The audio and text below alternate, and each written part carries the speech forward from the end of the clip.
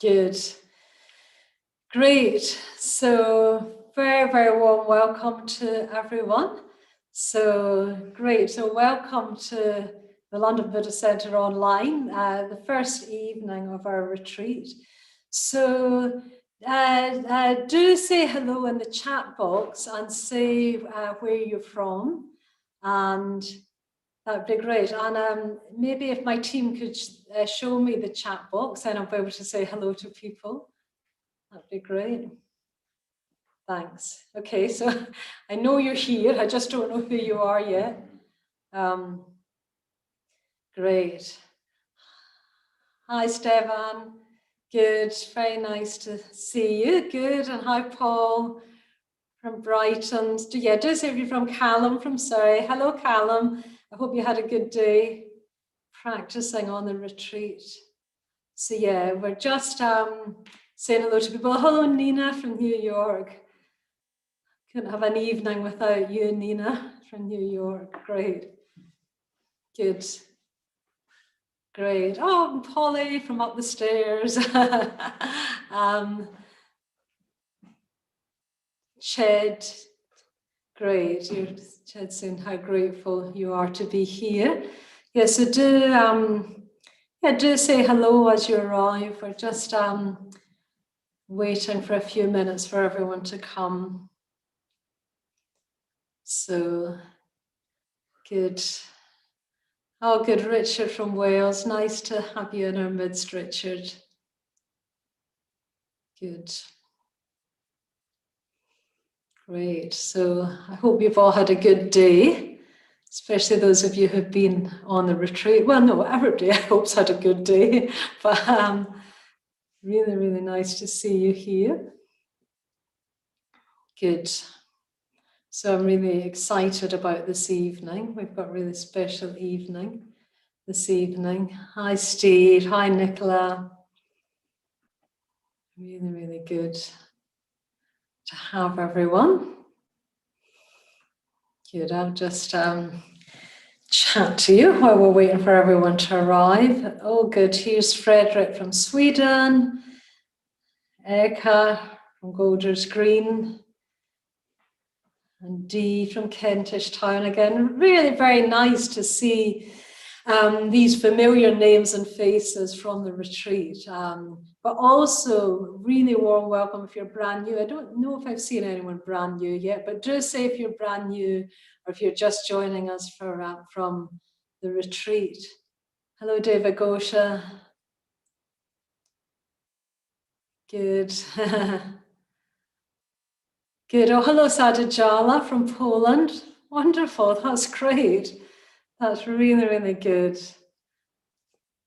Marvelous. And Harvey's here. Again, and Mike from North London. So good. We'll just give it a few more minutes to let people arrive. Good. Good. I think people are still arriving. So yeah, do if you're just arriving, do say hello in the chat box. Oh, Nicola's been joining from the retreat. Sophia from Hackney, great. And Paul and Amber. Brilliant. Oh, good. People are sort of piling in now. Oh, the teacher from Mexico. That's fantastic. Really, really good. Really, really good. On someone, David admiring the shrine. Yeah, it's good. It's great, actually. Hi, Pippa. Hi, Jess. Oh, lights in the sky. That's Surya Prabha. Very nice to have you here, Surya Prabha. Betty as well. Good. We'll just give it a few more minutes. You can say hello to each other as well, those of you who know each other. Oh, look, we've got 7 likes already. We've not even started. That's always a good sign. Great. Oh, so Betty's from Mexico too. Fantastic. Good. Oh, and Richard from over the road, who takes all our photographs and makes us all look good for the camera. That's marvellous. Patrick from Clapham. Good. We'll just give it another few minutes, just so people can join us. Elaine from Hearts, great. Really, really good. I'm really looking forward to this evening, so it's very nice to have you joining. Who else is here? Robert. Good.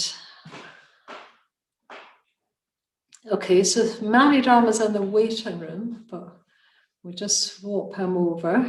Okay, okay, good. Good. Oh, good. Hi, Manidharma, you're just being swapped over. Great. I wonder if that's Shradavadri coming via Manidharma. That's possible. Why don't we let Manidharma in if that's possible, so I can.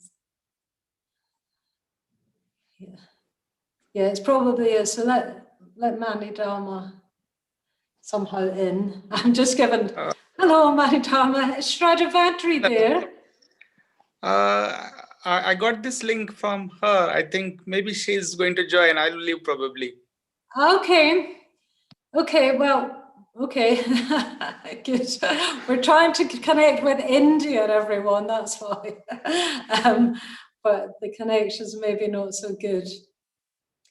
Okay, maybe I better go back to the YouTube. I'm so glad I've got a good tech crew here because I don't quite know what I'm doing. But anyway, good. So while I've been trying to connect with India, got a few more people here. Yvonne from Dublin, that's marvellous. Julianne, Erica. Oh, Erica, I've already said hello to. Good.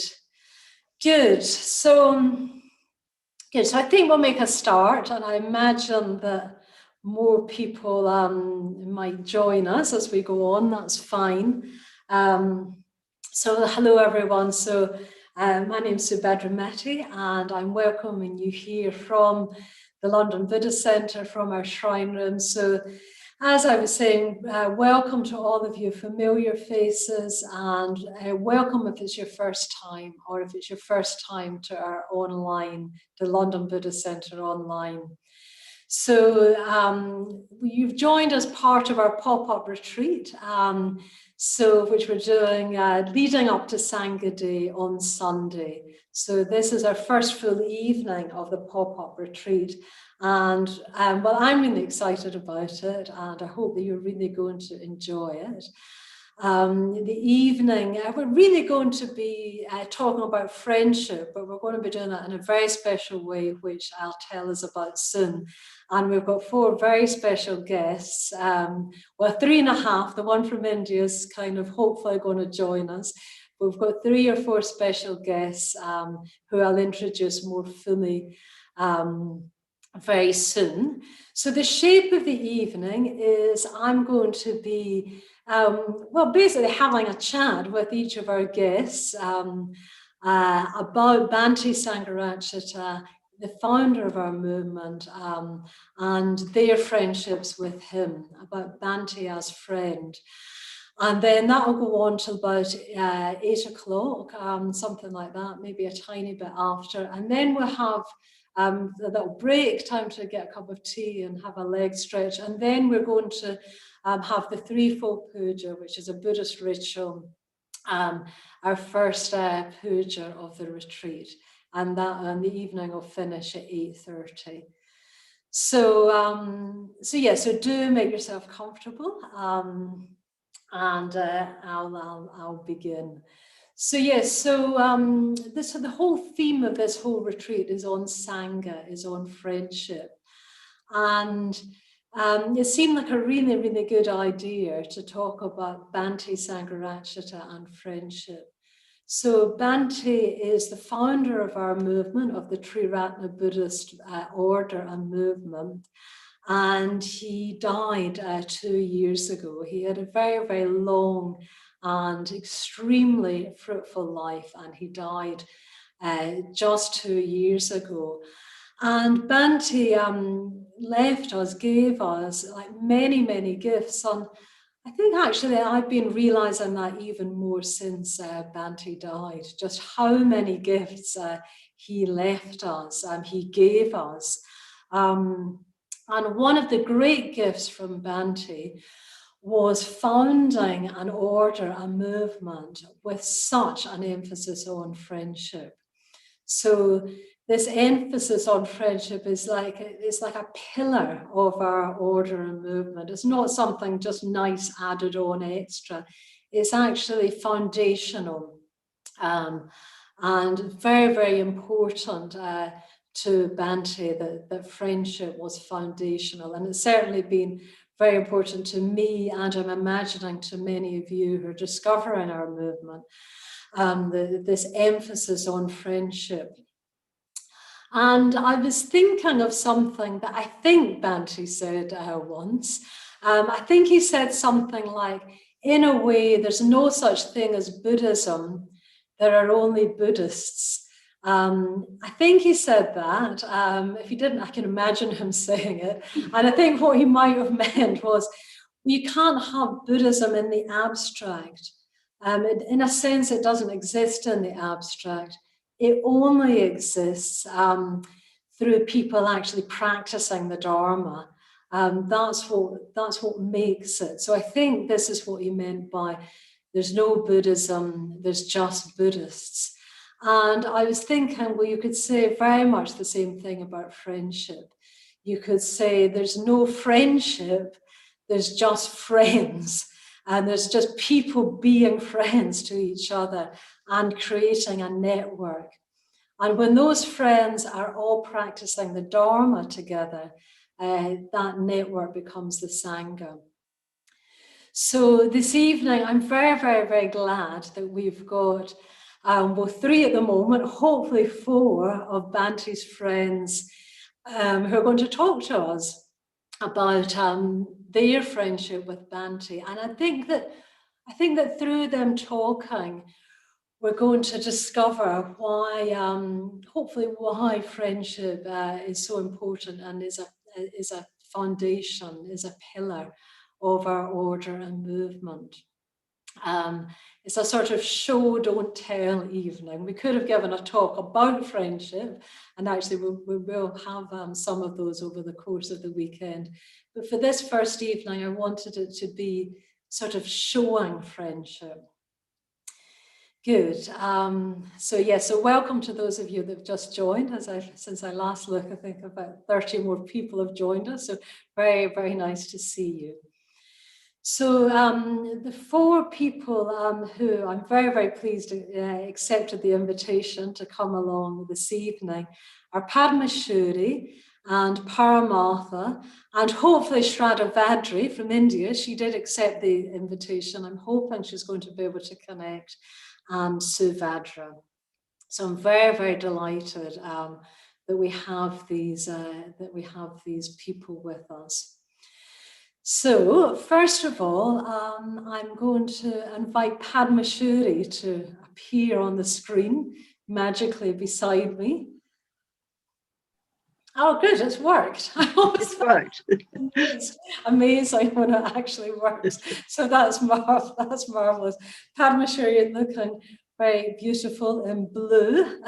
Really nice to see you, Padmashuri. Great to see you, Subhadramati, yes. Yeah, so Padmashuri is a very a cherished friend of mine, as well as being her connection with Banty. So I just thought I'd start. I want to actually ask all the speakers the first same question, which was, can you tell us about your first encounter with Banty? I know what it was because I've read your memoir, but can you tell us about your very first encounter with Banty, which wasn't in person, just to give you a clue. But yeah. Okay, so, well, thank you for the clue. Yes, so my first encounter was listening to Banty giving lectures, all those lectures. This is in the late 1970s. All the lectures that he gave were all recorded on cassette tapes. And I was living down in... I don't know what they are. Okay, well, you can explain later. Yes, they were recorded, and I was living down in Cornwall at that time, right at the southwest of England. And there was a little group of Buddhists who met there, and the person leading that group started to play these taped lectures. And that's the first time. So I heard Banty's voice. And what was the effect of those? When I said they don't know what they were, I meant the cassette tapes, not the lectures. But yes, people might remember cassette tapes, or have heard about them, or seen them in museums. What was the effect of hearing them? Well, it was interesting because Banty, those of you who will have heard him, however one hears him digitally these days, he has this very slow, mindful way of talking and elucidating Buddhism, elucidating the Dharma. And I was trying to work out, well, who is this guy? And, you know, is he Indian? Is he English? What is he? Because he has had a slightly strange accent. And it took me a long time to find out actually he was the founder of this Buddhist movement. Yeah, it had a very strong effect on me, because it was as though every word that he said had meaning to it. So, you know, usually I still can be very distracted, but there was something about the way he spoke which just took me in there and made me listen. That's quite strong, every word. And remind us what age you were then when you were listening. I would have been about 24, 25 years old. Yeah. Yeah, good. Yeah. Good. And what was he talking about? I think it was the Noble Eightfold Path, those lectures, which later became in book form. So it was, you know, the first lecture would have been Perfect Vision. Wow, yeah. Great first thing to hear. Yeah, absolutely. Good. So now I'm going to fast forward us a little bit to your actual first meeting in person with Banty. Okay. But again, from reading your memoirs, I know that followed quite a difficult experience just before you met Banty. Can you tell us what was happening just before you met Banty? Okay, I'd gone on my first women's retreat. I'd been on other retreats, small retreats, usually just for a weekend, and this was I think it was probably a 2-week retreat in the middle of winter in Norfolk, and I was living in a railway carriage on the land of this retreat centre, and I hated that retreat. It was cold. Actually, it's a bit like the weather is here in Cambridge today. It was bleak, it was cold, it was damp. And I was someone who'd been to an all-girls boarding school, and suddenly being cramped up with a whole lot of women in a small space, I felt, yeah, a bit cramped and everything. And actually, I did feel like running away, I have to say. What were the? We won't be able to hear all the details, but what were the other women like? What was that? Well, you know, there was clearly the team who were leading the retreat were obviously very sincere Buddhists. I found quite a psychological take on things, which I didn't like. You know, the Dharma that I'd heard up till that point felt very pure. And here were a lot of women who seemed to be sorting themselves out, really, in one way or in another. And it just made me feel a bit claustrophobic. Yeah, and I remember where you staged a rebellion at one point. Well, I did. Oh, sorry, you shouldn't all be listening to this wherever you are all over the world. But I did, yes. Well, it wasn't me. Well, it was me who staged it. Yes, well, there was myself, and there was, you know, a couple of other women who were also not enjoying that particular retreat. And we just went off for a walk, and we missed various things. I don't think it was a big rebellion. It was just, you know, I don't like this. I don't think I can. You broke out the. Yeah. And then after that, it was already lined up for you to see Banty for the first time. Yes. So did you? Well, perhaps I should just say that by the end of that retreat, I knew from the very first time that I'd met Buddhism, between then and that particular retreat, probably a year and a half had passed, and everything was fantastic about Buddhism, and even Triratna. It wasn't called Triratna then. But by the end of that retreat, I was really doubting. I wasn't doubting Buddhism, but I was doubting Triratna. However, at the end of the retreat, I had already arranged to go and meet Bhante Sangharakshita, who was living also in Norfolk. Look, Shradavadri just appeared. Great, Shradavadri, you're here. We put you on mute, but you can hear us and we'll call you in soon. Sorry to interrupt you, Padmashuri. That's fine. Yeah, no, Yeah. that's good. So you were some seeds of doubt were sown. Hello, Subhadramati. Yeah, I'm here. I'm sorry. Hello, Shradavadri, welcome. We're going to just, I'm just talking to Padmashuri, so we're going to put you on mute just now, but I'll be calling you in later, and it's wonderful you've made it all the way from India. Good. Great. Good. Sorry, Padmashuri. Oh, we lost Padmashuri now. Oh, I think we accidentally muted you, Padmashuri. Oh yeah, we've muted Padmashuri. We're just going to get you back. Okay, here you are back. Yeah, okay. You're back, yeah. Yeah. So where'd we got to? So yes, I'd arranged to meet Banty. Although you hadn't had doubt before, but by the end of this retreat, you were starting to have some doubts. Yeah. Yeah. Yeah. And then what happened when you saw? Well, then I had at the end of the retreat, I felt really confused. I thought, yes, everything about Buddhism I love, but I'm really not sure if I have to practice with some of these women. Sorry, well, you know, it's all right. They're all good. They're all really good friends now. I'm not sure I wanted to do it. And then I went off to see Banty at the end of the retreat, really quite despondent about what to do. Yeah. Yes. And then what happened when you talked to Banty? So I went to see Banty at Padmaloka at the retreat centre, a men's retreat centre in Norfolk, where he was living at the time. And it was so wonderful, just in a very ordinary way. Banty was incredibly, grounded, very kind. He took me up to his study, and we sat there with this bright tartan carpet, which I believe is still in his study room there. And, he's just sort of really interested in me and what I was doing. I think I must have written to him before, so I'd probably given him a bit of my background. And at some point he did say, oh, so how is the retreat you just come off? Now, I think I slightly fudged my answer of that. I don't know what I said, but I probably said something like, well, I didn't enjoy it very much, or something like that.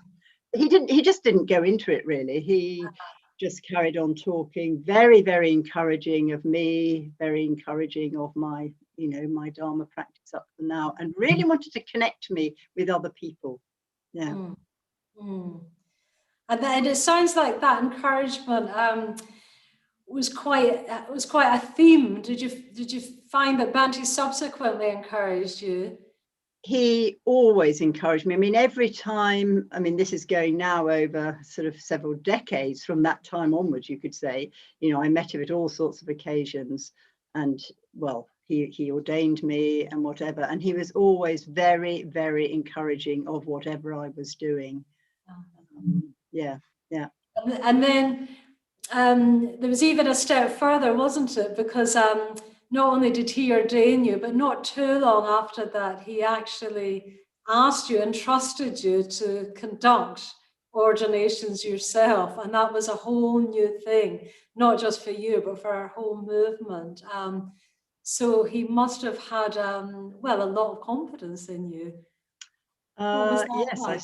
I suppose he must have. Yes, well, definitely must have. He must have. Yeah. One can always feel, you're not up to doing something yourself. But I think, Banty just gave me that confidence that I could do that at a particular time while I was living and working in India.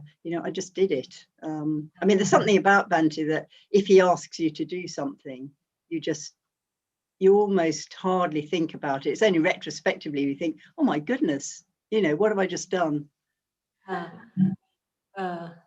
That's amazing though, isn't it? It's really good to hear about that just the encouragement and then the actual full confidence. And I feel like I want to talk to you all night about this, Padmashuri, but I'm aware I have to talk to the other ones as well. But one more thing I wanted to bring us to, because you've had perhaps a slightly unusual experience, even in our order movement, of you knew Banty's mother.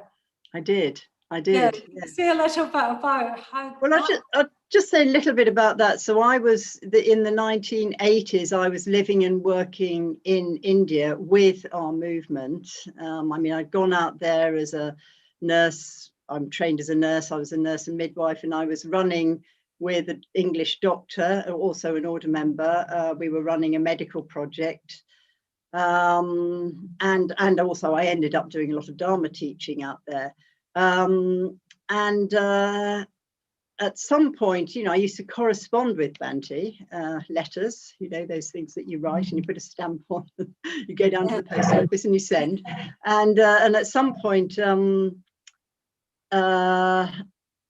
what else happened? I can't remember, but anyway, a letter came from Banty's mother to me in India with a £5 note inside it, saying, for the children in India. And, you know, the children in India, millions of children in India, but, you know, I was working quite a bit with children. And, you know, so I bought some little gifts, little musical instruments and things for some of the children. And they in turn wanted to thank Banty's mother for this £5 note, which I should say she'd raised by doing coffee mornings where she lived down in Essex. Yes. So then this correspondence happened a bit with me and his mother. And then at a later date, when I was back in England, Banty wanted me to come and meet his mother. So I went with Banty to go and visit his mother. And I also had 1 or 2 visits myself on my own and met his mother. Oh, that's really lovely. And I can't resist, I've heard this story dozens of times, but will you tell us about the statue? Okay, so one time I went down to meet Mrs. Wiltshire, as she was called, Banty's mum, and I went there on my own, and she called me by my birth name, Hilary, because Banty told me, look, she finds these Buddhist names really difficult, so I was Hilary, and she said, oh, Hilary, you must come into the bedroom, look what I've been given. And we went into the bedroom, and on her dressing table there was something underneath a cloth. And so she said, oh, come and have a look. And she took this cloth off, and there was a bust of Banty, you know, his head, basically his head and shoulders, about that high, which had been made by a sculptor in our order. And she said, oh, isn't it beautiful? And I said, well, yes, it's a wonderful work of art or something. And she said, yes, and every night I go, and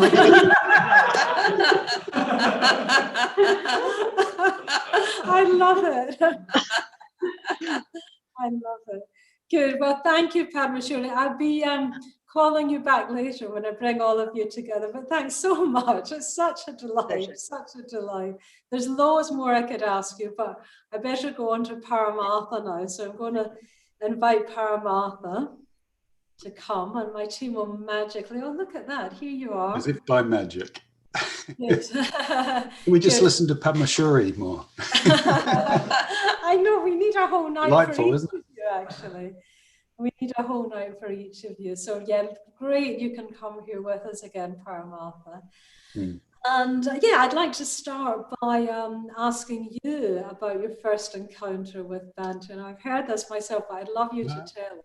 Right, okay, yeah, my first encounter, rather than face-to-face, was I was up in the far north. I'm a New Zealander by birth. I was up in the far north of New Zealand, living a slightly pseudo-hippie-ish life. And a friend of mine was reading this book. I only saw the front cover, but it was Bante's very first volume of memoirs, the old Heinemann edition of The Thousand Petaled Lotus.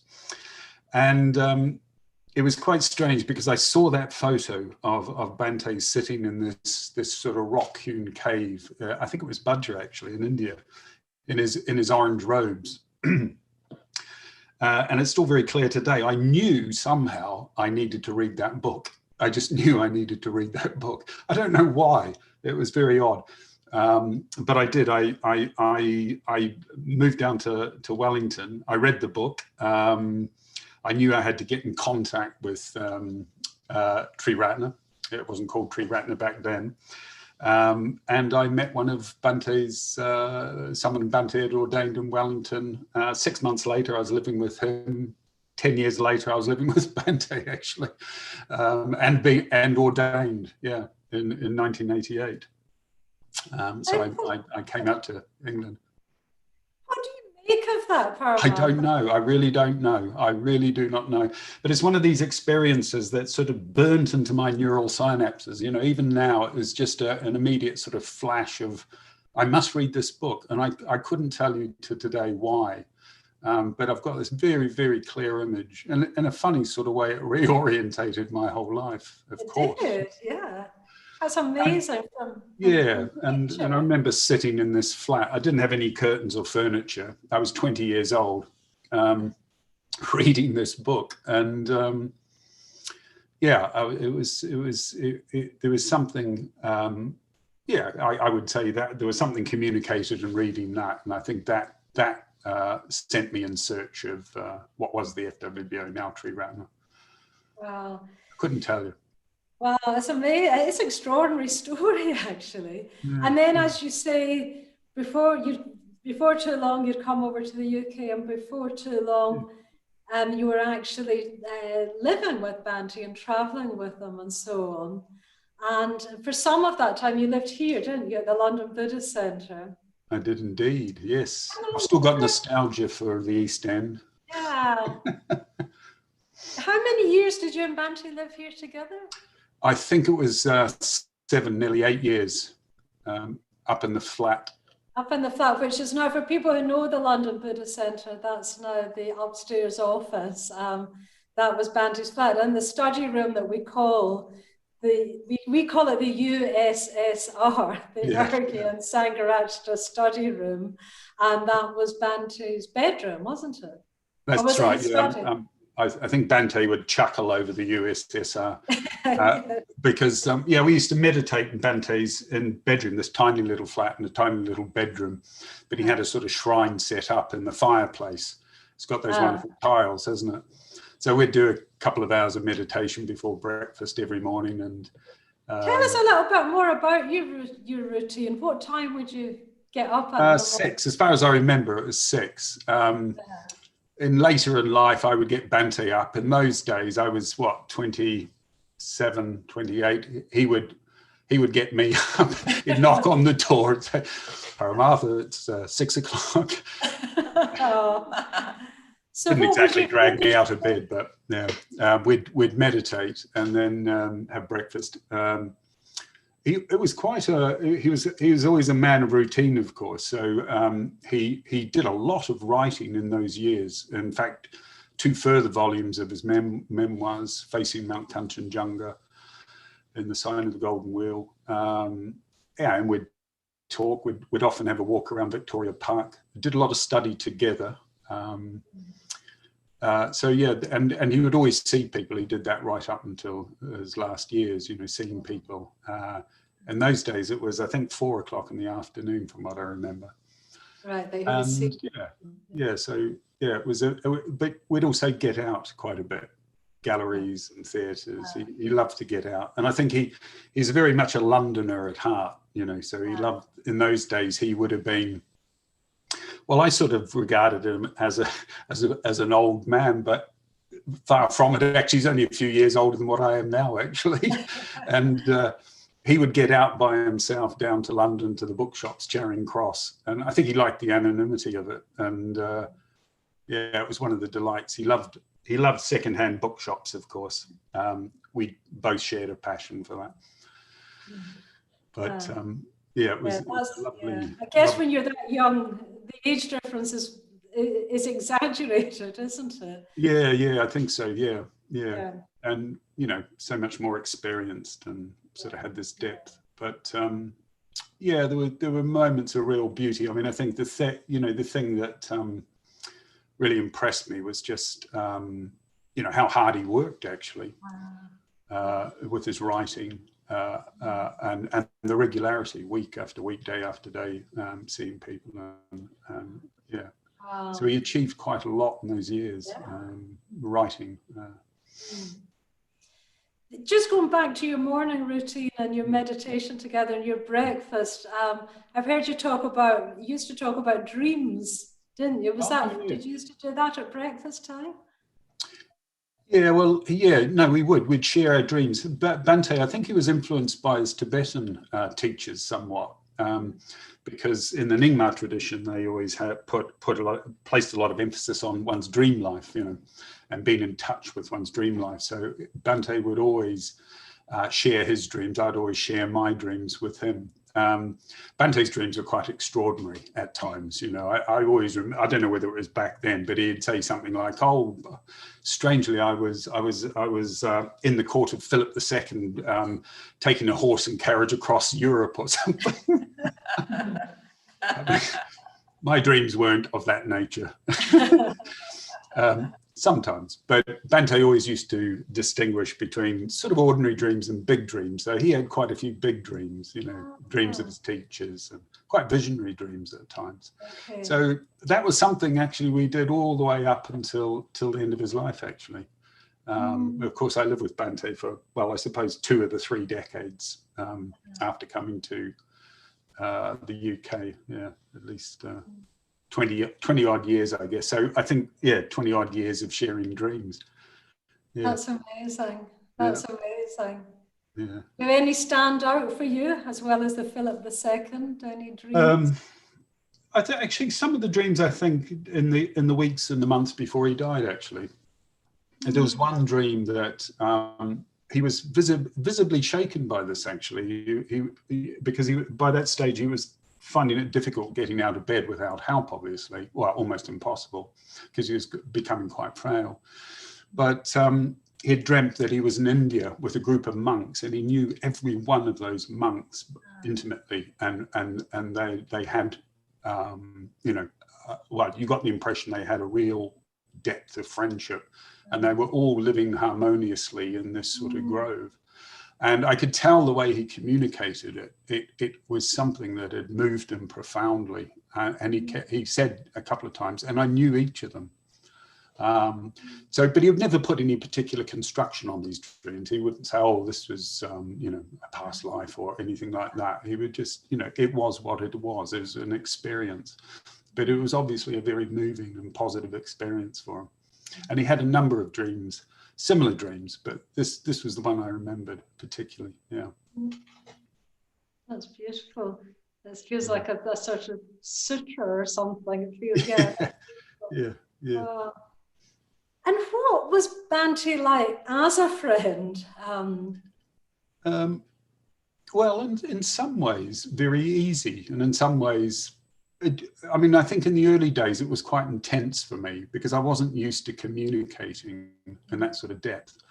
And Bante, of course, gave you his whole attention. Yeah. And I did find it a little bit much at first, but after a few years living in the flat there, I suddenly realized I didn't find it difficult at all after a while. But I think Bante had this real ability, you never got the sense that he sort of, given his experience and the depth of his knowledge, he never sort of put himself above you in that. You never felt that. Likewise, you never got the sense he put himself below you or even on the same level. There was this sort of, just this receptivity. So I think that fed into our communication. I think over the years I lived in the flat in London, it was really formative for me because in terms of the friendship, because we got to the point where, well, we could just share anything in terms of a personal nature and be open. But it was easy and quite casual. And I think I was always mindful of Bante's need for quiet and reflection, partly because of his writing. But I enjoyed that. I enjoyed that sort of sense of stillness and also, you know, his curiosity about all sorts of things. And I was thirsty for knowledge as a young man. You know, I was. He set up a little study program for me. I wish I had kept the list. It was 50 texts long. He took me under his wing, gave me a proper education.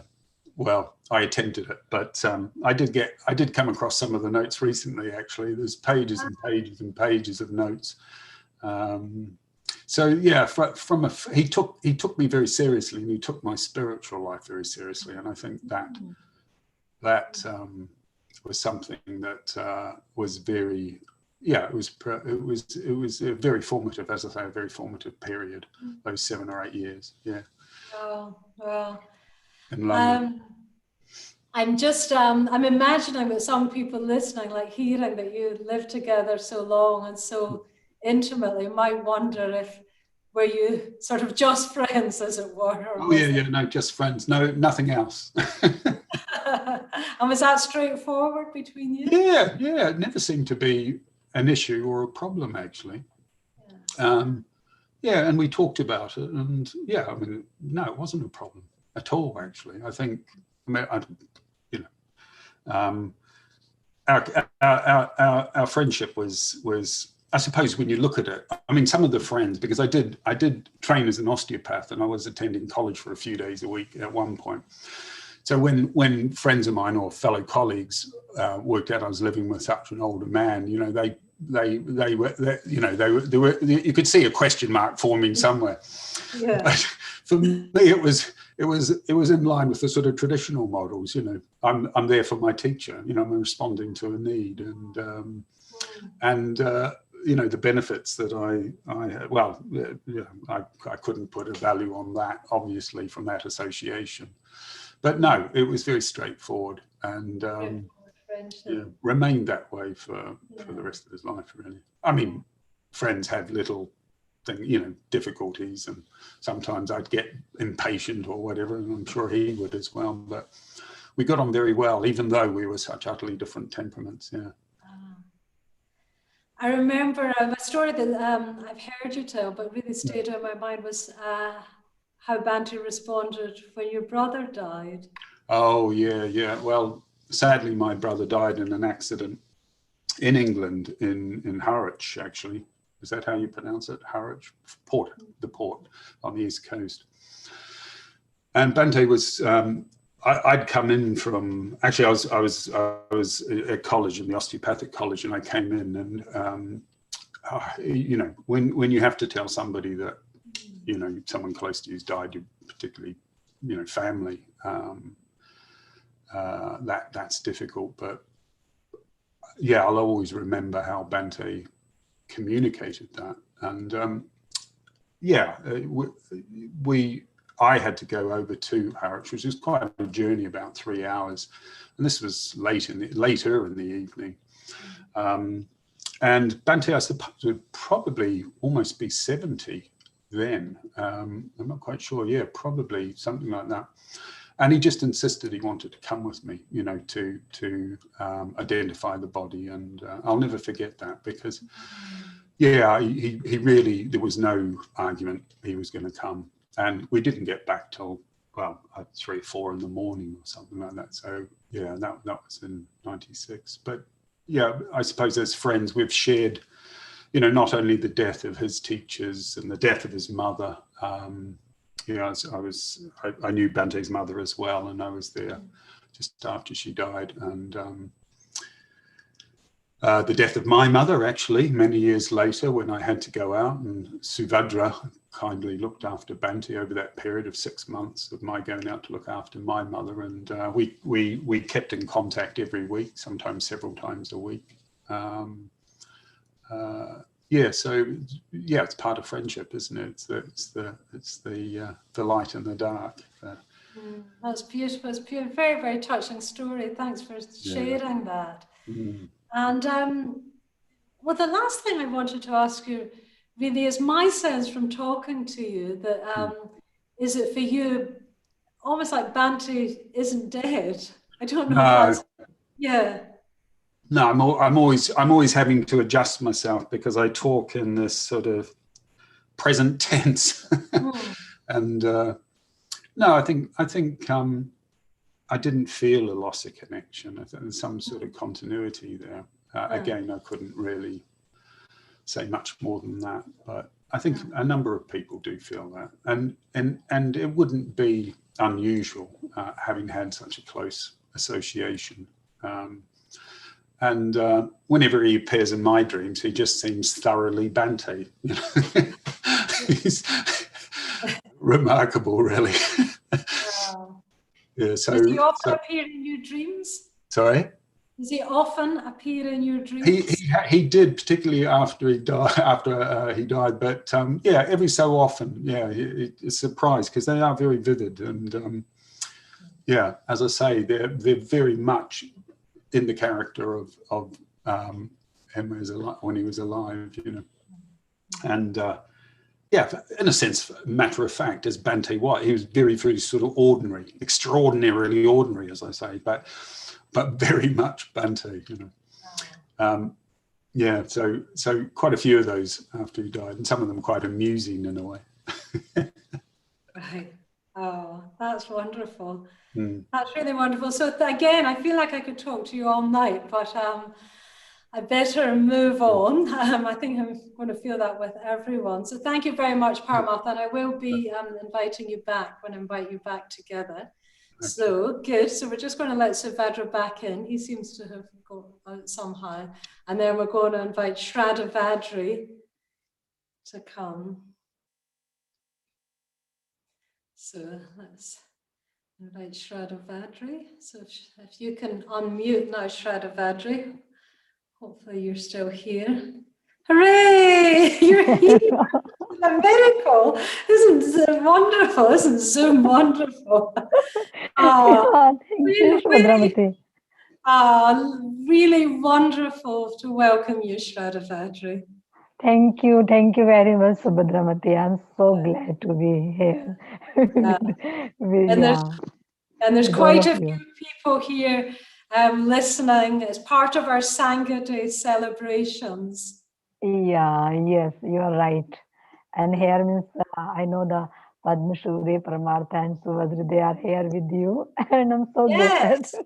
Yes. So and where are you talking to us from, Shradavadri? I'm from the North India, the north part of India, and there is the one very small village is called Manipuri. It's very rural area and very backward area in North India in Uttar Pradesh. So I'm living there. Actually, there means I'm my own, no other order member here. But I hope in coming year, in some year, some order member they became here. So I'm working for that. Yeah, to be have a good atmosphere here in Manipuri. What time is it? Now his time is really midnight here. Maybe near about I think it's nearly 1 o'clock, maybe 12. In the morning or in the day? Not in morning. Yeah. In the morning, 1 o'clock in the morning, Shradavadri, you're a saint. Shradavadri, please, will you tell us, when did you first meet Banty? Yeah, Miss, wonderful question. I think for face-to-face, first time I met to Bhante in 2016 when I was in UK. But before that, I can tell you, I think I met to Bhante through his teaching and through his movement in India. Because of when first time I met to some order members, especially some male order member, not female order member in our side. That time I'm very attracted because of the metta. They give love without any the love is just affection. Anyone can come together, and that thing is so much attract to me. Still means I feel the one thing is attract to me in Sangha, that is the metta. And still I feel this, in the very lively in our movement. So I think my first connection with Bhante through his teaching and through the movement and through the older members who come to north side of India. And I think not just myself, but same I feel with many of new means the youth and the others. They feel the same, whatever I feel. They feel means they are very close to Bhante. They feel Miss Bhante is their very means their Kalyan Mitra, their very good friend.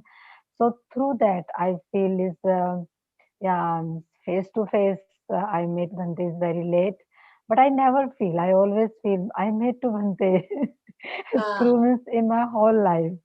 Still, I feel very strongly, and through that, because of I think the vision of Bhante, I understand Baba Sahab, I understand Buddhism, and I feel the breath of Dhamma, whatever I have, because of the Bhante. Okay. So yeah, so this is the things in my life I feel.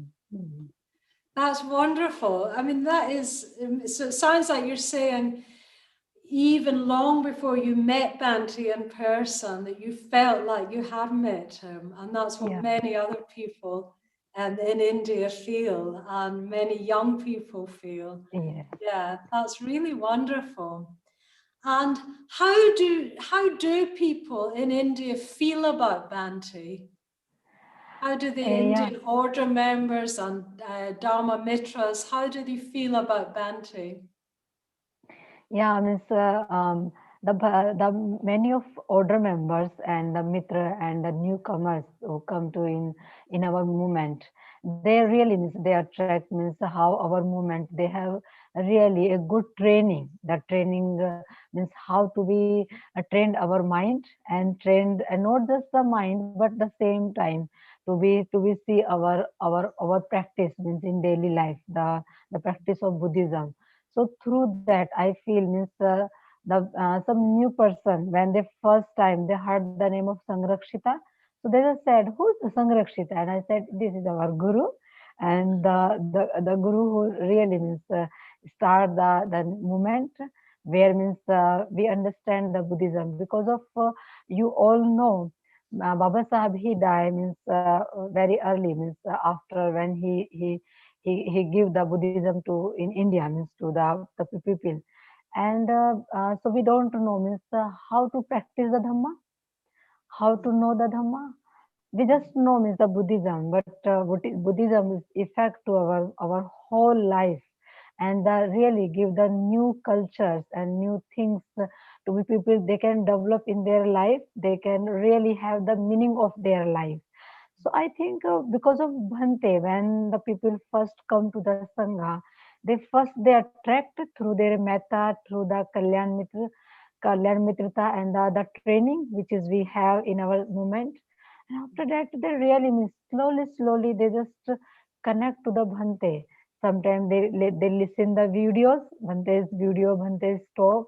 Sometimes they just listen, they just some read some book, Bhante's book, and after that they feel, oh, they feel means Bhante is very near to me. One of my friends, when I heard her means, she communicate with me and she said, Shraddha I feel Bhante is my Kalyan Mitra and he give means the vision in my life. And I feel she's she's telling the same, which is I feel always. And then the some other means the guys means the boys they also be just they told the same thing with me. They're sharing their feelings and emotions about Bhante. And I think through that, because of the everybody they understand the the the true nature of Buddhism because of the Bhante. Actually, Bhante give the new vision for the Dhamma. How to be live in your life very lively, not just theoretically. But people just they told the Buddhism theoretically, but Bhante give the Buddhism not theoretical but very practically, and that change their life. So people they really have the meaning when they really change their life, and when they change their life they feel in such atmosphere they create surrounding them, their family, their friends, and slowly the society. I feel the movement of our movement, the Triratna movement, they give the culture to the in India, the new culture to the India. This is a very big thing I know, which is I told to you, the new culture. But I understand the new. We give the new culture to the to India, means really how to be live the Buddhism in a practical way, and to be really to understand your yourself and to understand the others. So through that, I think Bhante is, I also we feel Bhante is very near to me. He always here, and I always feel, yeah, Bhante, because of you, I understand Baba Sahab, which is I love most in my life. I always said, Baba Sahib is my first love in my life ever.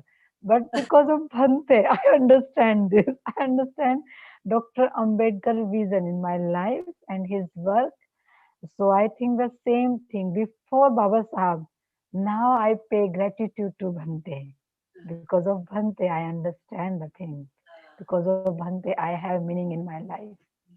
Yeah, so I think the same, the others, order members and Mitra and some newcomers, there we call the Sahayak.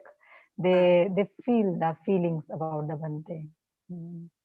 That's wonderful. I can feel your gratitude radiating through the screen.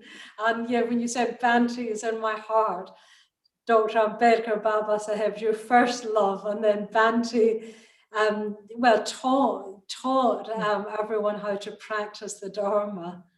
So you didn't meet Banty in India when you were too young, probably, to meet Yeah. him. Yeah. But what would have you seen it? What would happen when Banty came to India in the days he visited? How would people greet him? I just those things I just saw in video when Bhante first come to India. But when I read and I listen to many older members' experience, they said really means the people they just want to be see the Bhantes. Only they just want to be just like in Hindi we call that darshana. The darshan means if someone just come, just their appearance is much more for us just in that way. So people just want to be just have the darshan of Bhante, this appearance, just see the one time actually, and these things is really meaning in their life. And so means I just saw some videos and some of my Kalyan Mitra like Jnaneshwari and Karunam and Vajrasuri and some older members on that time. So I sometimes I just listen their experience. I mean, what they feel when they come to in India, they give visit, and through that I think I just met to Bhante, but the first time and I met to Bhante in UK, and I just like I'm just mad when I see to Bhante first time. In a long way, I still means this thing is very live with me when I just I went to in Adhisthana and just on gate and my friend Vidya Dharani with me and Liji with me, and I said and Akasha Jyotish is there, and I said two means in far away, and Bante is not outside, Bante is inside, but I just to pay salute to him in a far away, and I say, oh Bante, you are in this room. I just salute to you, Bante, and this is wonderful. So my friend said, are you mad? And I say, yes, I am mad. This is my this is my faith about the Bhante, and I feel doesn't matter. Bhante is not saying to me when I have such feeling about him. But this is important thing because of Bhante is not bodily. Bhante's appearance not for me just for physically. Bhante is for me much more in Dhamma, much more alive in my daily practices. So I can feel him, and when I first see in such way, so I just felt it's like a mad because of this is a big day for my life when means when I meet to Bhante, just I feel literally just like my whole dream is completed that day. So such feeling I feel when I met to such a great personality in my life. Yeah. We can feel it too, listening to you and watching it. And I think you're saying something very, very important, Shradavadri, that meeting Banty is far more than the physical presence. So it means that people who are coming along now after Banty has passed away, they can still meet him as you met him before you ever saw him. Yeah, that's wonderful. Thank you, Shradavadri. I'm going to now invite Suvadra, but I'll be inviting you back at the end just for a minute or two. But really wonderful, Shradavadri. Thank you, Subhadramati, really. Yeah, good. Oh, so now Suvadra. Good, great. So Suvadra should appear before us. Hello, Suvadra. Are you still having your power cut? No, I'm not having a power cut, but the internet stopped. Oh, the internet stopped, okay. I'm having to use my mobile phone now. Okay, you look like you're sitting in candlelight. No, I'm not. There's a light there. There's a. Okay, well, it looks very atmospheric anyway. It's very nice. But there's a candle behind. Ah, that's wonderful. Well, that's really wonderful. Well, wonderful to have you here with us, Suvadra. I feel like I just want this evening to go on forever, actually. Yeah, me too. Me too. I'm so enjoying it. So, Suvadra, I wonder if you would tell us when you first encountered Banty. Yes, I can tell you. It's very much the same sort of story as Padmashuri. Ah. But maybe the difference was that I was already a Buddhist by quite some time. I've been a Buddhist since I was 16. And round about when I was somewhere between 21 and 22, I joined, I helped start a local Buddhist group. And we visited some Buddhists in Edinburgh, where they lent us a couple of tapes. And I listened to those two tapes on the same day. I don't know which order. I remember the tapes. One was Right Livelihood, which was part of the Noble Eightfold Path series.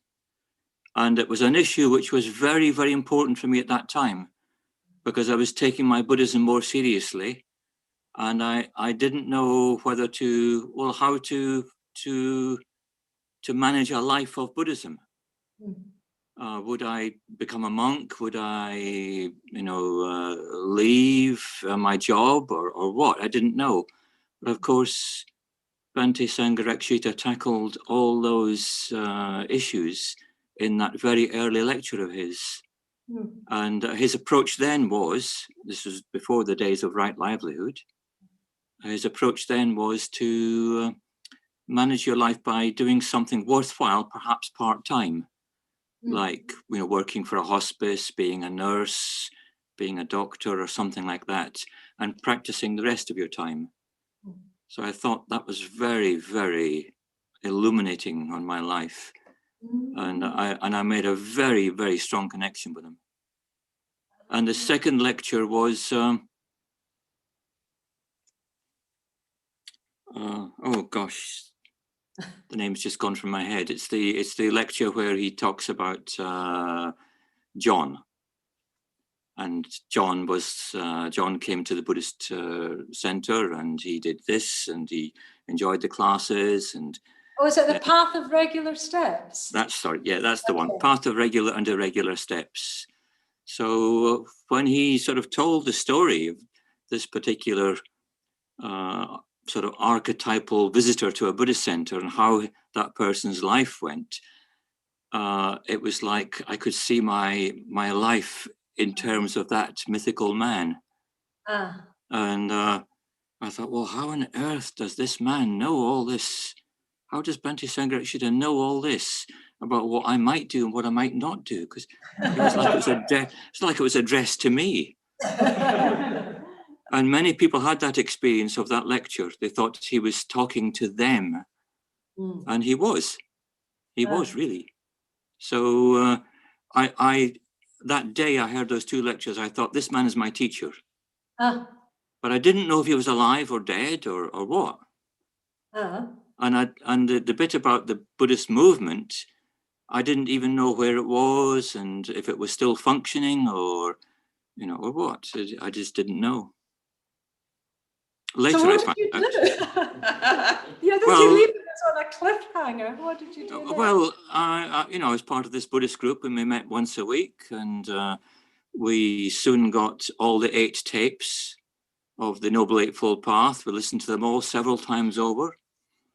And over the years, I made contact with the order members in Glasgow and found out that, yes, Bhante Sangharakshita was alive, and this was his movement.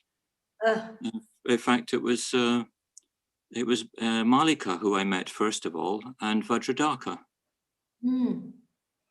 Both of them, Malika sadly died now, but both of them are living or were living around the London Buddhist Centre. Yes, and they were both living in Glasgow at that time. Yeah. And then, so when did you meet Banty in the flesh, as it were? Not until 1978. And how long after the event you're describing is that? So it's about 3, 4 years, something like that. So I kept in contact with the Glasgow guys and women, and eventually went on retreat and decided, oh, I need to get ordained. Just that weekend, first weekend on a retreat, I just knew I had to leave my job. I had to join this Buddhist movement. I had to get ordination. And in the course of that, within a few months, I went down with some of the order members to Banty's retreat centre and met him there for the first time. And I remember the meeting very, very well. But, of course, you're given a particular time and you go up the stairs and into his study with the red tartan carpet, yes. And I was very nervous, very shy as well. But of course, he was just very, very affable, in a sense, very ordinary, and just sort of very interested in how I became a Buddhist and the Buddhist group in Dundee. So it was very, very easy just meeting him after a while. And I said to him, I've found it a little bit sort of awkward meeting you for the first time. And he said, oh, is it like meeting your headmaster? I was 26 at that time, or 25. And I said, no, it's not like that. It's more like meeting royalty. I know all about you now, but you hardly know anything about me. Ah, yes. So he empathized, yeah. Yes. So that was the first meeting, and yes, I remember it very well. And then, then Banty ordained you. That same year, I was ordained the same year as I met him. Just 1 year after my first retreat. Amazing. So, ordination processes were very short then, but in a sense, we were quite unprepared. But yes, he did. He ordained myself and Susiri. And then, Subhadra, like Paramatha, did you travel with Banty or live with him for periods of time? I thought I was going to be living with him at one time, because some years later I moved from Manchester, where I'd gone to practice my Buddhism with the Buddhists in Manchester. So 11 years after that, I went to live at Padmaloka, the retreat centre where he was. 6 weeks after I got there, he and Paramatha decided to leave for London. So in a sense, in a sense, I didn't live with him, but sometimes I was with him on retreat. I was with him on 2 retreats in Tuscany for 3 months, one as a junior member of the team and one as an organizer, which brought me a little bit into more close contact with Banty. I'll just say now before you ask the question, and my relationship with him was entirely one just of friendship. And the friendship grew, you know, very slowly over the years as we had more to do with each other. Oh, I was going to actually ask you, how did you experience Banty as a friend? Well, it was very slow, and in a way, it sort of, you hardly sort of noticed it in a sense, that, you know, it was just so natural with him that he was so affable, but he was also your teacher. He was also this incredible man with an amazing sort of aptitude for so many things. But you could reach across that divide and just be a friend with him. Oh, that's lovely. There's so much more I want to ask you, but I particularly wanted to ask you about, well, Banty's last months and weeks and days even, because you did spend quite a lot of time with them at Adhisthana during those times. And I wonder if you could just talk to us a bit about that. Yes, well, both Paramartha and I had the last 5 years with him. And at the beginning of the 5 years, when he had just moved from Birmingham to Adhisthana, he was in terrible condition physically. His medication was all to pot. And it took quite a while, a couple of years really, to sort his medication out. So at the beginning, it was very, very tough for him and tough for us. When we began to get his medication sorted out, he'd spent so long indoors that I thought, well, it's a nice day outside. I wonder if he'd like to go out for a walk. And so he said, yes, I would like to do that. So I took him out to where the pond was, and he turned around and looked back at the Adhisthana building. And he'd already been there about 1.5 to 2 years. But it was such a traumatic experience, you know, being physically so weak and unable, that he hadn't really taken in the building very much. And he looked and said, oh, look at the building, look at that triangular part on the roof and the round window. And he loved it. He was only out for about 15 minutes. But that night he had a dream. And he dreamt that he was flying low over fields of corn.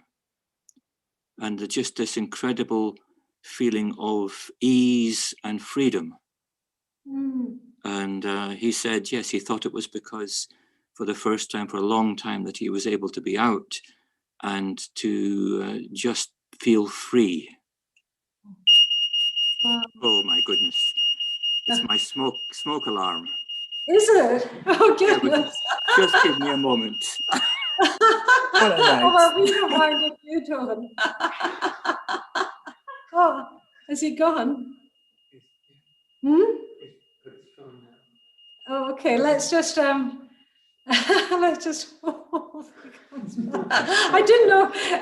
don't know whether it was us or Suvadra.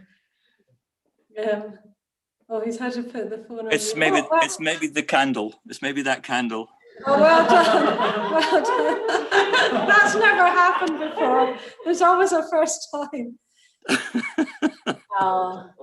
That's I haven't heard either of those stories before, but I'm turning back to look at Adhisthana or the dream. That's beautiful. Yes. And like with Paramartha, he would tell his dreams to Paramartha. I would quite often ask him about his dreams, and he'd quite often just tell them quite spontaneously. So I've written quite a few of them down, and hopefully at some point, you know, they'll be made sort of, more public at some point. I hope but so. As the years went on, yes, he got more and more at ease in Padmaloka. And by the last year, he was saying that this has been the happiest year of his life, which was, very good to hear, even though we knew that his physical health was, getting weaker and he was getting frailer. So he required quite a bit of help, sort of getting in and out of bed and so on. And we just undertook that, all of us, me, Paramartha, Stanashraddha, Sanghadasa, and of course others who were there before, like Ashwajit and Buddhadasa. And sometimes others came to help, like Yashadeva. So we just all just pitched in to do what we could to help Banty, because that's just, we were like a family, but a family of friends. Yes. Oh, that's beautiful. And anything, his last days, anything to remember from his last days? Yeah, he'd spent quite a lot of time the previous months sorting things out. Like Paramartha, I think, got for him a particular box in which they put things that he wanted to give to people, like little Buddha statues that had been given to him, malas, boxes of incense, books, and so on. And so when people came to visit him, and there were many people in that last year, not dozens. I mean, it was something like, some hundreds came to see him in his last year. So he was very busy. But he often just said, "Oh, would you like to have this?" And gave a stone, polished stone, or a mala, or a Buddha figure, or a book. So he was, in a sense, giving away things. And we had this sense that, yes, he knew that he probably didn't have long left. And so in the last couple of weeks, he'd been having a bit more difficulty eating.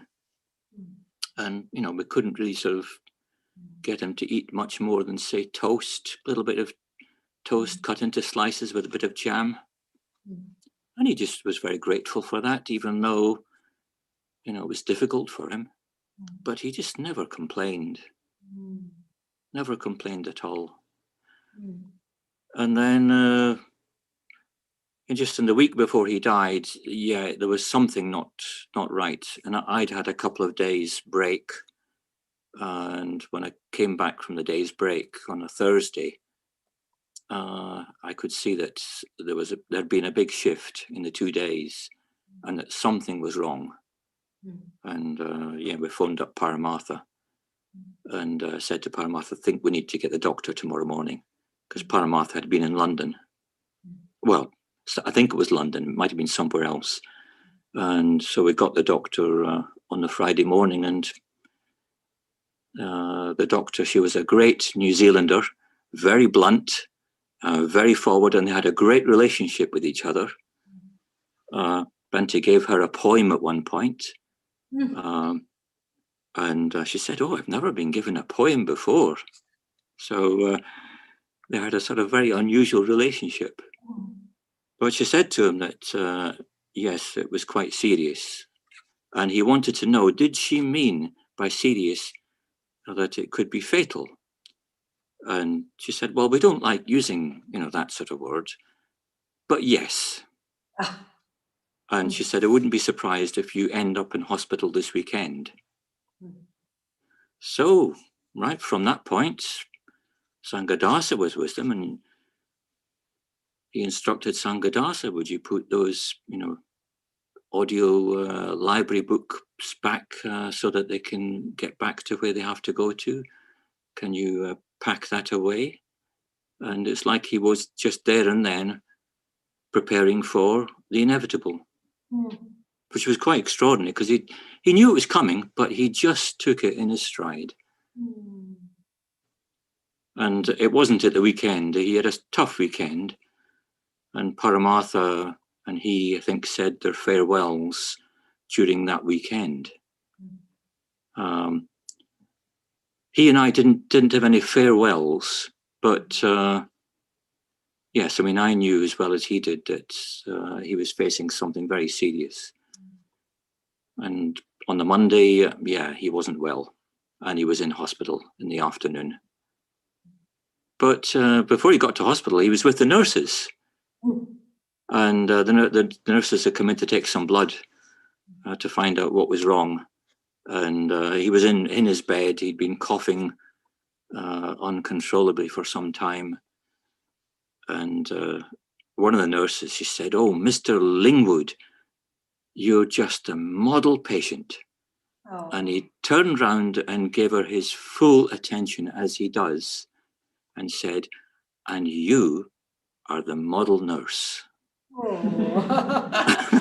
And you could see that, you know, having this sort of full attention of this old man who was just about dead, to turn around and say, "And you are the model nurse." There were two nurses there at that point, and they both sort of were quite shocked by that statement. So yeah, he was in the hospital in the afternoon. Paramartha spent the afternoon with him, and sometime later in the evening, I went across the hospital, and Banty had said to Paramartha, "You just go home and have a good night's sleep." And he said, "You know, I'm fine on my own because now I'm used to hospitals," which is unusual. That, you know, I hadn't heard him saying that before, that he was at ease. He'd been in hospitals now, you know, 2 or 3 times over the last few years. So yeah, he was okay. I took over from Paramartha, went up, and he was still an accident and emergency, and they were waiting to get him a bed. So I just sat with him, and he just would say a few little words here and there. And I got a message from Paramartha, from Moksha Priya, to say, if there's a chance, if there's an opportunity to say to Banty, could you tell him that I've arranged for the translation of the first chapter, I think it was, of Ambedkar and Buddhism into Arabic, and it will be published in a few months' time. So I thought, okay, well, you know, we're just sitting here in an accident emergency. He's on this bed, propped up. I'll just say that I've had this message, and I told him. And he just turned round again with that full attention moment and just said, "Good." And he really couldn't manage much more than that. Oh. And yeah, there was a moment with a nurse like that as well, because he'd got a little bit of yogurt to eat because he hadn't eaten anything for days.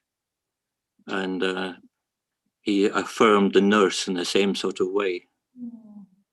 Then soon we were up to a ward, and he was settled down in bed, and he more or less sort of, you know, fell asleep because he was very, very tired. And yeah, the nurses said, you know, we'll look after him, and you sleep in the visitor's room. So there was a bed in the visitor's room. So I slept, you know, there, just thinking, what's going to happen? And got up early in the morning, about 6 o'clock, went through to see him. He was conscious. He was conscious, but he didn't say anything. He nodded. He could move his head, and you could tell that, you know, he was withdrawing. And all the nurses and doctors came and informed me that, look, I know it's going to be today. So I called Paramartha in, and Paramartha arrived, followed by Sanghadasa, well, with Sanghadasa, and Yashadeva came. And so we just sat with him. And he more or less was slipping away. And Yashadeva, I think it was, had brought his kesa. and his mala. Or I'm not sure about that now. I can't remember who brought them, but we had his mala, and we had his kesa, and we put the kesa around his neck, and the mala in his hand. And I think just a few minutes after that, he just stopped breathing. And we just sat with him and did a bit of meditation and some puja. That's beautiful. Thank you. Oh, thank you, Subhadra. Really, really beautiful. It was a very Buddhist death. Yes, we can really hear that. Yeah. Thank you so much. Yeah. So, well, I guess, as I say, I want to ask you more and more and more, but what we're going to do is bring all our guests back together, and then we're just going to hear one thing from each person about just one last memory that encapsulates Banty for each person. And then we'll have our break. We're a little bit late with our break, but I hope people will forgive us because it's been so, well, I've certainly been just riveted by the whole discussion. So, good. So let's just we'll just say, just maybe one thing each of something that encapsulates Banty from each of you. Then we'll have our break. And then we're going to have a threefold puja, which you're welcome to join us in. So maybe Padmashuri, you could start. Okay, thank you. Quite difficult to follow, Subhadra. That's very, very beautiful to hear, Subhadra. Thank you. Yes, well, Subhadra Mati right at the beginning talked about, you know, Banty's gift to us. And obviously his greatest gift is the Dhamma. And he also gave lots of gifts, as he obviously did right at the end of his life, as Subhadra was saying. Well, about 30 years ago, he gave me a little gift, and here it is. And it has got a story. I've got to say a little bit of a story of it. It's a pendant with a Buddha figure either side. Oh. Banty had lived in India for 20 years as a monk, and he'd never come back to England, hadn't seen his mother or even, I think, written to her for most of that time. And when he came back to England, he bought this pendant for his mother. After his mother had died and I had been to the funeral, Banty had asked me if I'd come to the funeral, which I did. And then some months later, there was a big festival in Manchester, and I was called over to see Banty. I was told by somebody that Banty has something he wants to give you. And he gave me this, and he told me the story of how he'd brought this back from India. He said, it's not of any monetary value, it only cost a few rupees, but I'd like you to have it to remember my mother by. And as we've been talking this evening, I mean, I've kept this, it was about 30 years ago, and I was thinking at some point I would like this to get back to India, and I was thinking somehow I'm going to get this to Shradavadri, who is so much younger than me, and it would go to her, and at some point you can pass it on to somebody else. Oh. No. Isn't that wonderful? Thank you. That's beautiful. Thank you, Padmashuri. And Paramartha, out of all the many memories you must have. It's a difficult one. I'd love to, Shradavadri being here, I'd love to talk about the 1992 tour and that lecture that Bhante gave in front of 70 or 80,000 people. That was quite extraordinary. But I think I'll go for the early 90s, those periods in the early 90s in the flat at, next to Sukhavati.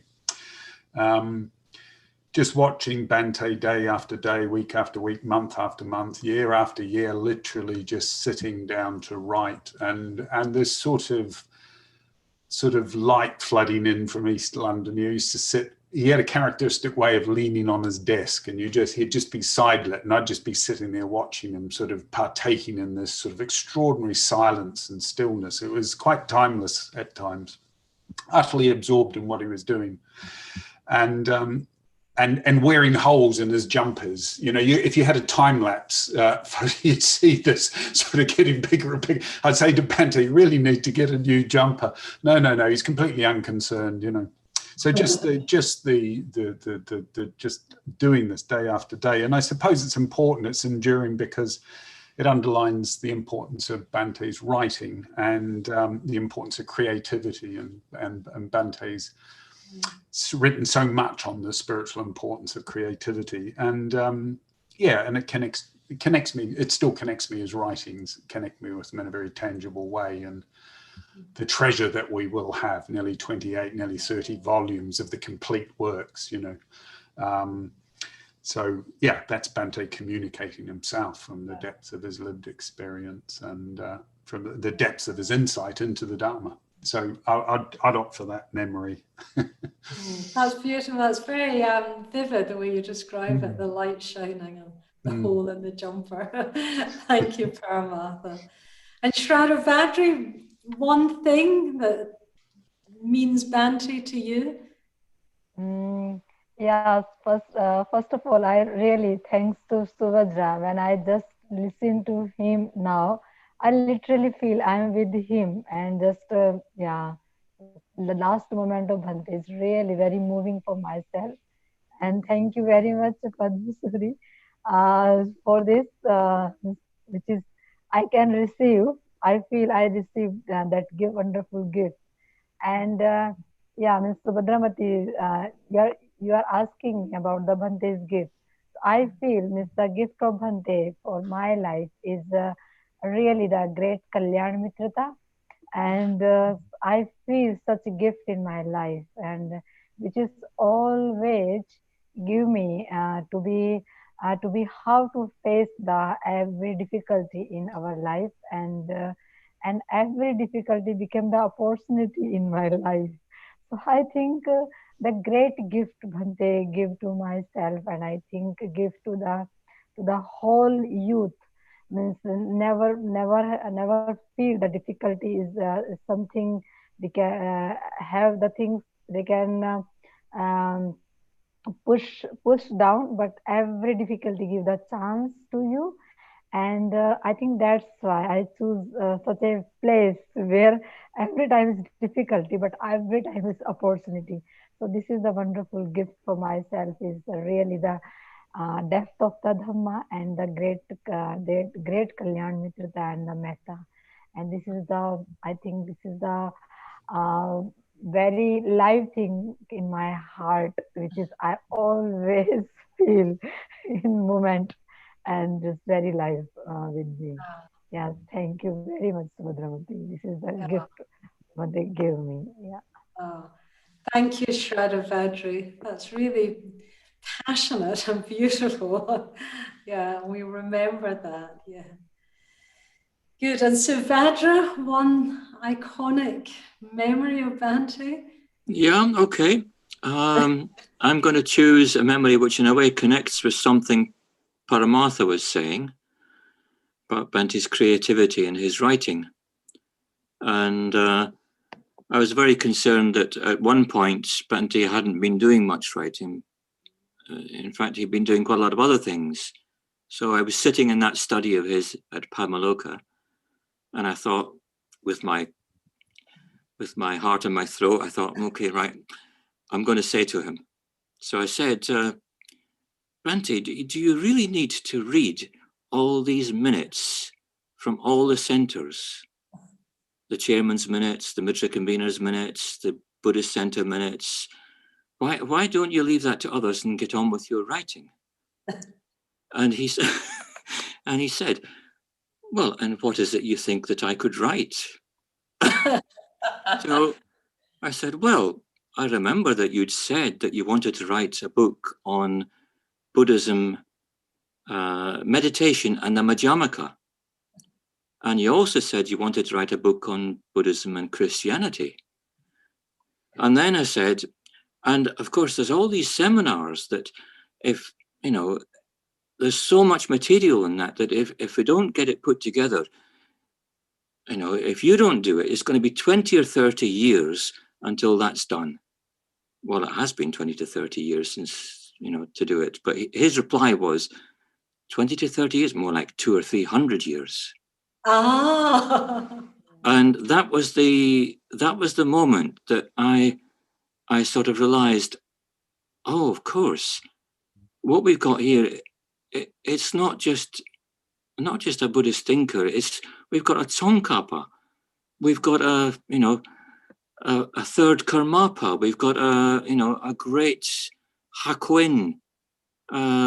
We've got one of these great teachers who's forming a Buddhism for the West, and that sort of figure doesn't come very often. And yeah, if we look at his 30 books or so that we've now put together, you can see his contribution. It's something that will go down in history. He was a friend, but he was also an extraordinary man and will be in Buddhist history. What a wonderful note to end this part of the evening. Thank you very much, Subhadra. And thank you. I mean, I can't even find the words to say thank you to all of you for coming this evening and sharing with us.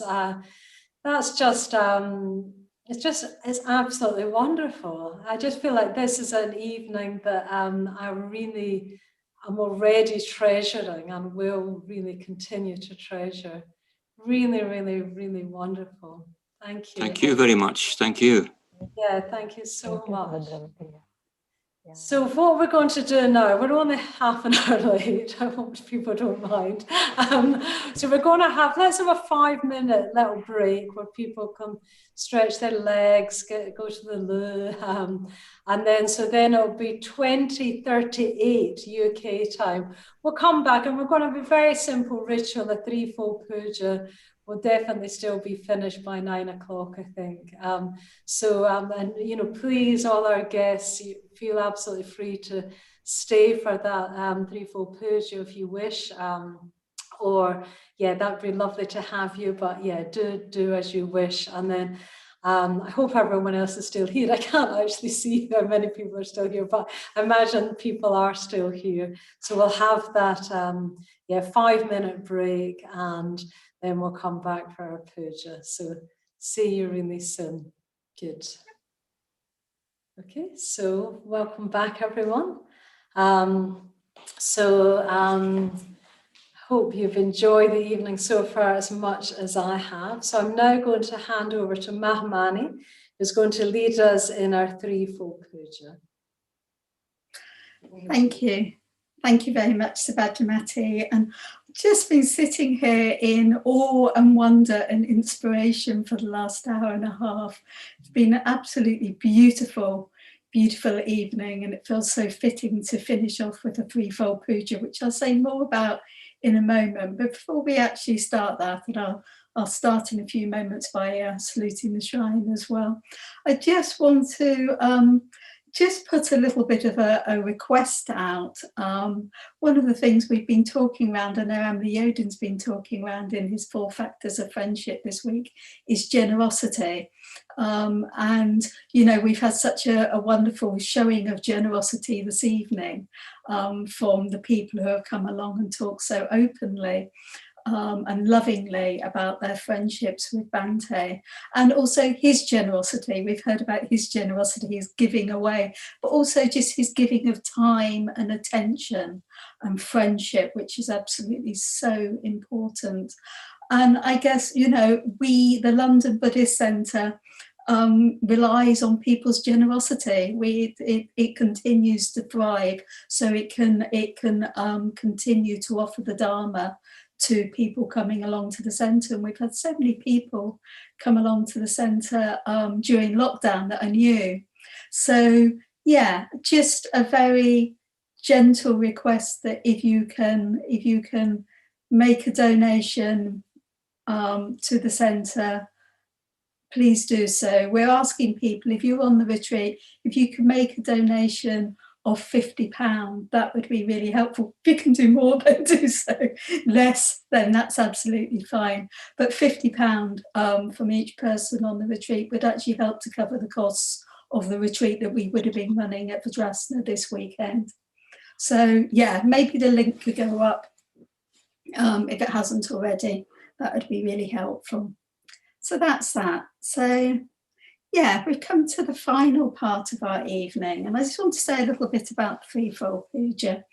I was sitting there listening to everyone talking. They were just talking about the gifts that they got from Bhante, even if sometimes that wasn't directly by meeting him or being in touch with him, but through his writing, is one way, or listening to tapes, as we heard in the early days. And I was thinking that for me, one of the gifts, there's many, but one of the gifts is the threefold puja, because people might not actually know, but Bhante actually wrote that. He wrote that puja, and it seems so fitting. It seems so fitting that we should do it tonight, when we've had this wonderful celebration. And for me, it helps me to kind of connect directly to Bhante. So maybe on the back of all the words we've heard already this evening, when we're doing the threefold puja, we can actually just remind ourselves that these are the words that Bhante wrote. So some people might be familiar with doing puja ritual. They might be familiar with the threefold puja, or it might be completely new to you. It might be completely new, and in some ways, how wonderful. I remember the first time I did the threefold puja, and how mind-opening it was for me, and heart-opening. So it's very simple. It's very simple. We'll do it in call and response. I'll say something, and then that will be repeated back. And everybody at the LBC, you can probably tell I'm not at the LBC. I should have said I'm actually in my bedroom with my own shrine. But everybody at the LBC will they'll join in the response, and you can join in when they speak. So that will be really lovely. So in a sense, you're doing it with everybody, even though we might not be able to hear you. So we'll do it in call and response, and it's just very, very simple statement in a way, words, beautiful words around our connection with the Buddha, the Dharma, and the Sangha, whatever level that is. So I offer it to you in that way. So what we're going to do is, in a moment, we will salute the shrine. And we can do that again in call and response. Then we just have a moment to sit, a few moments to sit, and then Wayne's going to do a reading. This is a very special reading. This is actually Bhante Sangharakshita talking about friendship and the importance of friendship. And I think it goes to the heart of Sangha. So we'll have that to start with, and Wayne will read that. And then I'll lead us in the threefold puja. And then I think Guillaume in the shrine room at the LBC is going to start us off in a mantra.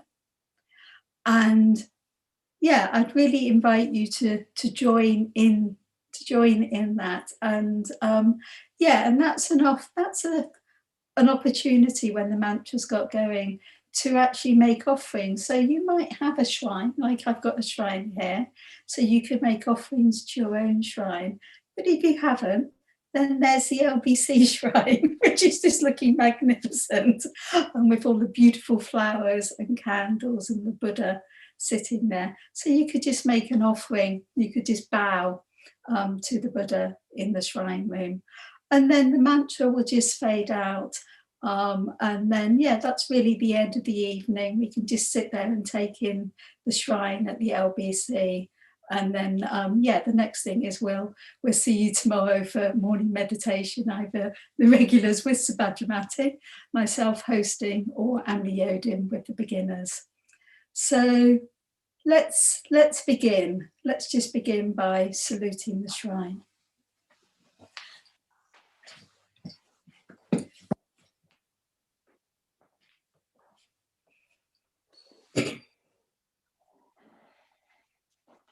Namo Buddhaya.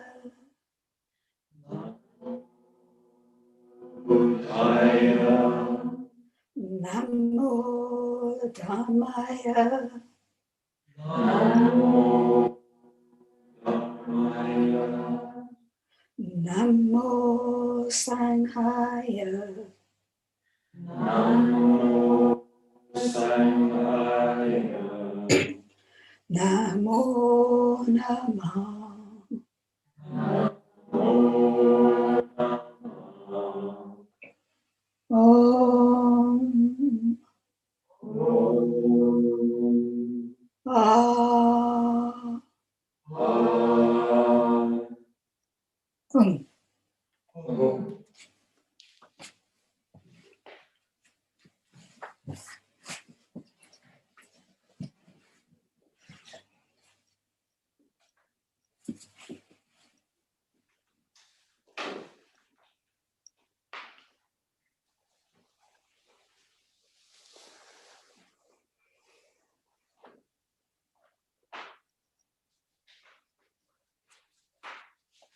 When Wayne's ready.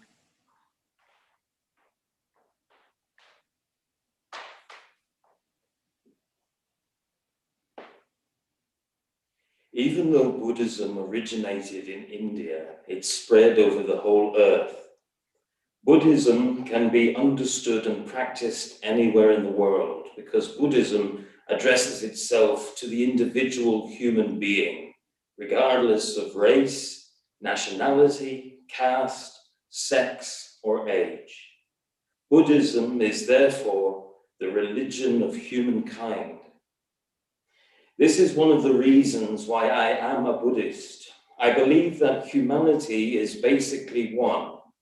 I believe that it is possible for any human being to communicate with any other human being, to feel for any other human being, to be friends with any other human being.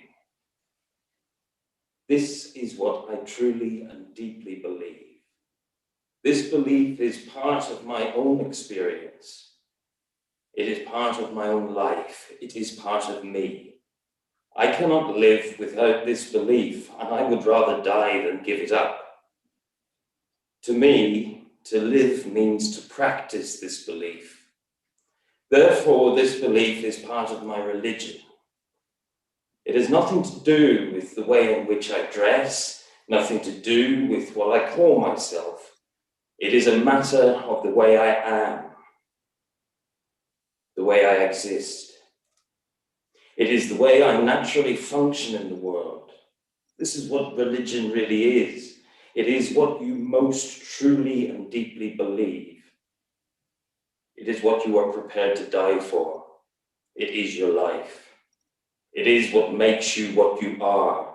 It is what makes you behave in the way that you do. Religion is therefore a very important thing. In fact, it is the most important thing.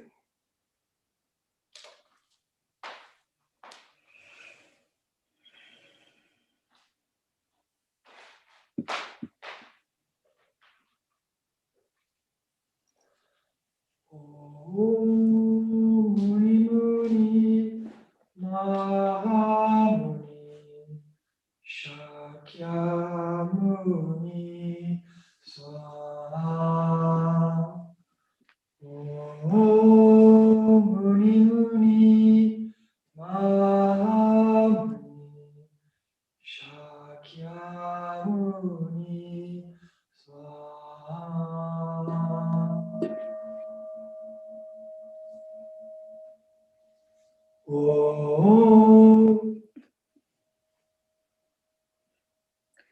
A threefold puja.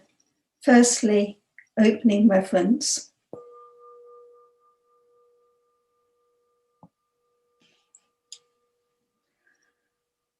We reverence the Buddha. We reverence the Buddha, The perfectly enlightened one. the perfectly enlightened one, The shower of the way. the shower of the way. We reverence the Dharma. We reverence the Dharma, The teaching of the Buddha, the teaching of the Buddha, which leads from darkness to light. which leads from darkness to light. We reverence the Sangha, We reverence the Sangha, the fellowship of the Buddha's disciples, the fellowship of the Buddha's disciples, that inspires and guides. that inspires and guides. Reverence to the three jewels.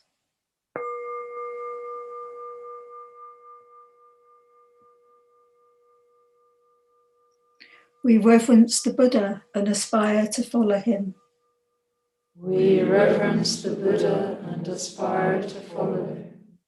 The Buddha was born as we are born. The Buddha was born as we are born.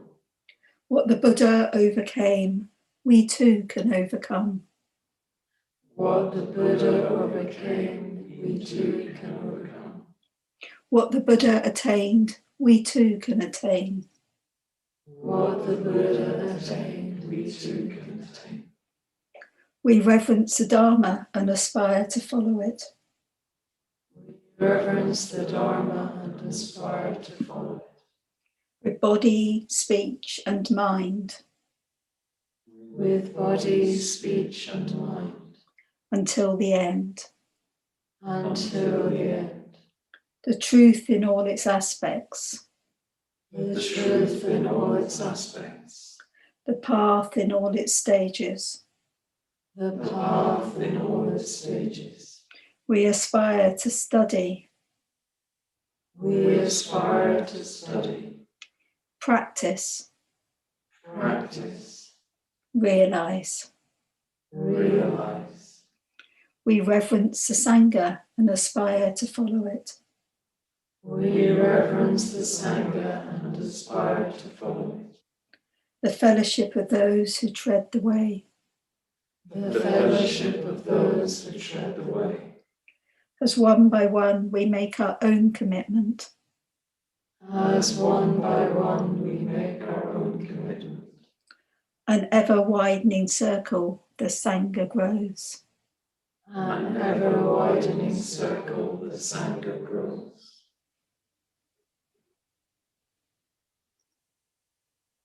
Offerings to the Buddha.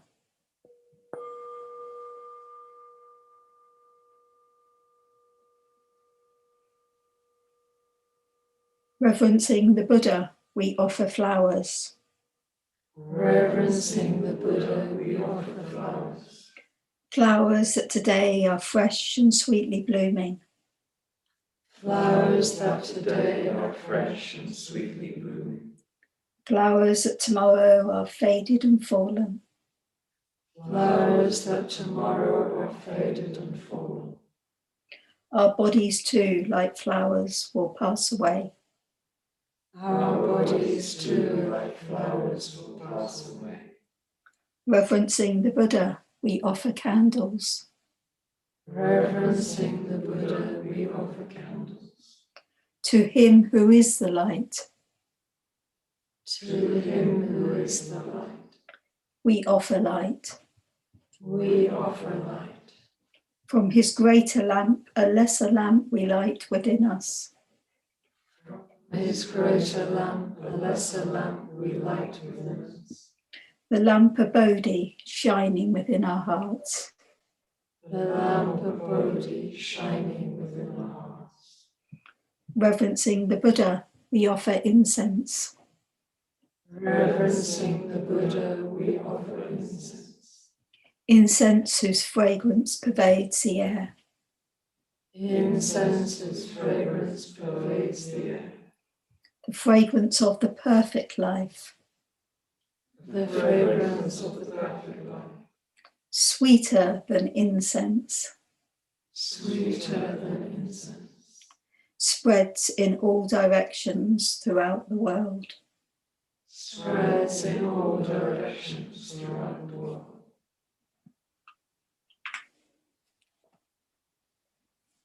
Om Muni Muni Mahamuni Shakyamuni Swaha. Om Muni Muni Mahamuni Shakyamuni Swaha. Om Muni Muni Mahamuni Shakyamuni Swaha. Om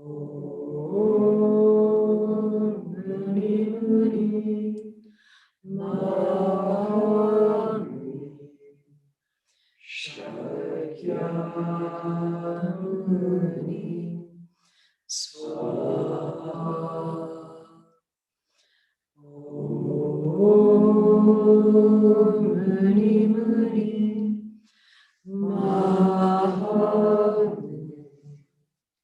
Shakyamuni Swaha